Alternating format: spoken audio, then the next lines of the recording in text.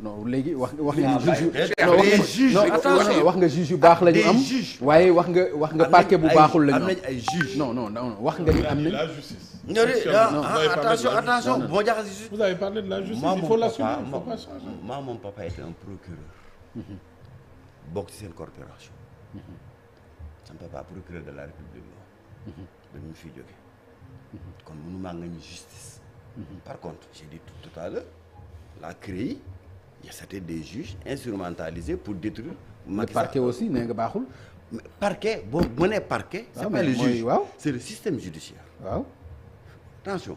non xam nañ kay c'est le système judiciaire à travers lequel non doucement. c'est le procureur kay mi ngi ci parquet doucement monsieur mais docteur man maay wax ak yow ma ne le procureur mi ngi ci parquet doucement monsieur le ministre Karim bàyyi ko bu mu terminer rek s'il vous plaît. quand je parle du parquet donc may ma kon ma expliciter. Nous avons un parquet qui est dépendant du président de la République. Je fais des raccourcis que le président agit sur le ministre de la Justice. Le ministre de la Justice agit sous le procureur. Il y a un lien hiérarchique. waaw loolu moo fi mës a nekk nag. xam nga ni moo fi mës a nekk. baaxul xam nga ni loolu. loolu moo fi mës a nekk. non dama lay mayal. dama lay jox. léegi may ko mu jox la après nga eggale rek s'il vous plaît. dama lay jox benn exemple. ok bu wane ne bu fekkoon ne état bi dafay instrumenter justice. wala dafa bëgg faagaagal loolu bu ko dindi aussi. Barthélémy Dias instrumentalisation boobu moom bu ko fi dindi mun la ko. dama koy dindi ba mu set weñ. parce que man xam naa ne mais quand même. ñu wax ne mais Macky Sall le président de la République. mais on vous a donné des comment il peut donner des instructions à un juge. instrumentalisation de la justice. amul loolu moom. amul dañ koy wax mënuñ ko démontrer. am na je vais vous le démontrer. du ci eeru Macky Sall la fi amee. mais xam ngeen ni loolu yàgg na fi. wax nga li nga wax léegi. ci ministre de la justice. wax nga ko ci procureur de la République te loolu yàgg na fi. moo tax j'ai fait un raccourci pour Pape dire c'est le président. waaw non maître. non dama lay wax Sénégalais yi aussi ñoo déglu ma Pape mais déglu ma rek may ma def précision parce que le procureur de la République ce n'est pas le juge. Le ministre de la Justice ce n'est pas le juge. Ils peuvent même recevoir des instructions le procureur ou bien le ministre. mais loolu la ñu wax mais il peut pas instrumentaliser le juge. non déglu ma wax la dama la bëgg wax ne le juge yi. juge yi ay góor lañ comme yow. ils sont protégés par la loi. kenn ñemewul ñëw muy procureur wala ngay juge ñëw fekk Karim mii nekk juge nga ne ko juge de mais quand même. d'accord yow mën nga ko yow boo nekkoon juge di nga ko nangu. d'accord léegi pourquoi yow loolu dul nangu nga bëgg ko teg sa morom. c'est bon. C'est bien qu'il commence à montrer son vrai visage, qu'il est là pour défendre le président. mais non loolu je défends la justice bañu ma ko je défends Benno Bokk Yaakaar. je défends et la justice et Benno Bokk Yaakaar ci dëgg. alors dama lay won benn affaire gis nga man xam nga avocat la gis nga tey bu état bi bëggoon faagaagal Barthélémy Dias sur le plan politique lan lay def wax naa la léegi na la dañ ko tëj 2 ans avec sursis dont 6 mois ferme pour crime n'est-ce pas moom deful appel ci décision boobu. bu parquet bëggoon parquet du def appel wala mu désister wu de son appel à l'égard de Barthélémy Dias la décision devient définitive il ne pourra plus s'inscrire sur les listes électorales il n'est plus électeur il n'est plus éligible ni électeur mu jeex te ñoom xam nañ ko magistrat yi xam nañ ko alors du dëgg bu looloo gën a gaaw mais parquet voilà léegi parquet bàyyi ko dafa rek parquet def appel waaw suspendre décision bi Barthélémy Dias aujourd'hui il peut être candidat il peut être parce qu'il y a la présomption d'innocence sauf bu ñu ko condamné définitivement. d'accord alors nga ngeen bëgg wax tey ne léegi bàyyi ko mu terminer docteur. maître calme rek. waaw d'accord allez-y man maa la gën a calme. je te rappelle que. c'était une loolu li mu mujj wax c'est une disposition express. boo xam ñoom dañ ko dugal ci pouvoir pour faagaagal Karim. depuis quelle date. alors depuis tu parles des articles L31 et L32. maître yi nekk ci constitution bi avant Abdoulaye Wade. maître calmez-vous. avant Abdoulaye Wade. maître bàyyi ko mu terminer. non il faut ma rectifier ko. avant Abdoulaye Wade électeur éligible la. oui avant Abdoulaye Wade. d'être électeur éligible c'est depuis Karim Wade. c'est la même chose c'est les articles L31 et L32. c'est depuis Karim Wade. moi j'étais à la commission politique. ah waaw yéen tamit maître li ma wax yaa ma gën a xam avocat nga. alors. moo tax ma lay rectifier. je dois repréciser. waaw. Et je l'ai dit tout à l'heure, nous avons une bonne justice, nous avons d'excellents juges qui sont partout à travers le monde félicités. mais nous avons des juges quelques juges instrumentalisés. Il y a des juges instrumentalisés. Il faut le prouver. prouver naa ko. xam nga pourquoi nga koy prouver. wax naa ko léegi ci Khalifa Sall.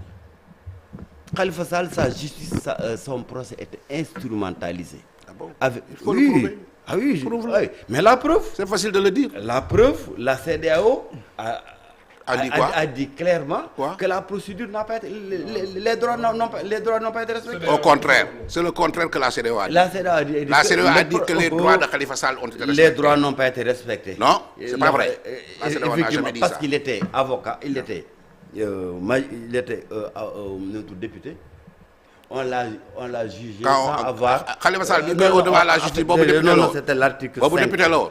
C'était l'article 5. bi ñu koy woo devant la justice boobu député la woon. Doucement, maître. C'est pas vrai ce que tu dis. Maître, calmez-vous. Non, calmez-vous. Non. Je vais pas accepter. Khalifa Sall. Justice bi jox la raison yow. ma ñëw. mais dama la wax yow demoo justice. ma ñëw ak ville de Guédiawaye. ma ñëw yow en tant qu'opposant nga gagné. ma ñëw. Donc il faut arrêter de dire que la justice ne fonctionne pas. Donc j'ai jamais la justice. Yow dans une émission da ngay wax ne la justice ne fonctionne pas, ne la justice fonctionne. Il y a un truc de barrage. Non. Mais ma ñëw Khalifa Sall rek. Au niveau de Khalifa Sall. Mais li muy wax leerul. Vous allez être à deux. Non mais vous allez tirer à boulet rouge. Non. Je perdrai pas une seule fois le fil de mon Dieu. Non, vous ne perdez pas le fil. Voilà. Voilà, monsieur le ministre. Non mais on n'a pas de problème. Ce qu'on veut, c'est qu'il soit cohérent. Il a dit tout à l'heure. Il y a une volonté manifeste du ministre, je pense, et ça, il déçoit un peu. Parce que je pense que quand on est un ministre de la République et qu'on va dans un plateau, on doit avoir le minimum de routine. On est dans un débat politique. Si vous dites des choses incohérentes, on vous le rappelle. Je suis désolé. Tu vois. Je suis désolé. Vous pouvez me parler incohérent. Comme aussi, c'est ce type de ministre que nous avons dans la République. Ils ne respectent pas une fonction. On est dans un débat politique.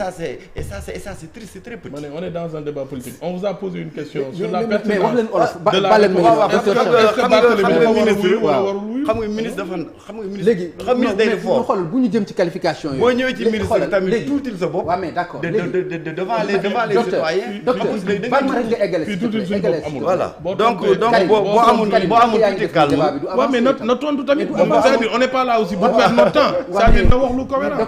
justice bi baax na justice bi baaxul. gagné nga fi procès contre la ville de Guédiawaye. justice bi baax na boobu. Voilà.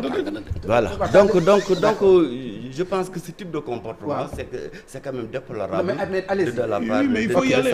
Allez-y. Alors, j'en étais avec Maître Sey pour lui dire qu'on a des juges instrumentalisés. Je le dis, je le maintiens dans le cadre du procès au Khalifa Sall. Ces droits dañ ko violer biñ koy entendre au niveau de la police. En violant donc le pacte de la CEDEAO, donc en son amendement numéro 5 qui demande la présence d'un avocat bu nekkee au niveau de la police ou de la gendarmerie. Vous le confirmez? Non. Voilà. Donc loolu c'est un premier aspect.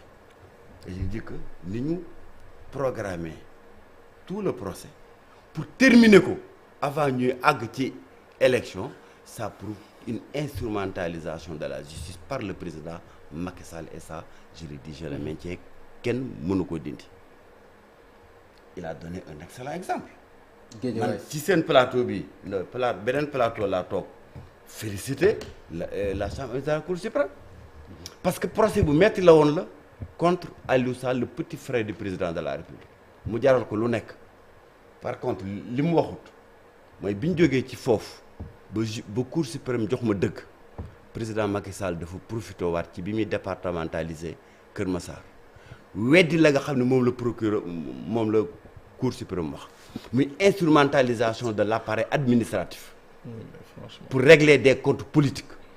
Parce que nan la ko defee. Voilà, alors nu mu ko defee mooy bi ñuy départementaliser Kër Massar dafa cabaxal ci biir décret bi ni la partie nord-ouest d'un quartier bu nekk biir Djeddah Thiaroye Kaw appartient bien à Wakhinane Nimzatt. Alors que justement boobu parti mu wax ci yow la bokkoon. moom la Cour suprême envoyé des experts ñu expertiser ko et c'est sur la base de l'expertise de la Cour suprême le chambre administratif tranché woon ni bii parti ci Djiddah Thiaroye Kaw la bokk bii parti moo nekk ci marché bi kon maire Cheikh Dieng moo ko moom pour jox ma dëgg. Merci beaucoup. Et c'est ce jugement de la Cour suprême moom le président Macky Sall tordre le bras pour que mën a satisfaire son petit frère d'Aliou Sall. Voilà, d'accord. Merci beaucoup. Alors Karim ci argument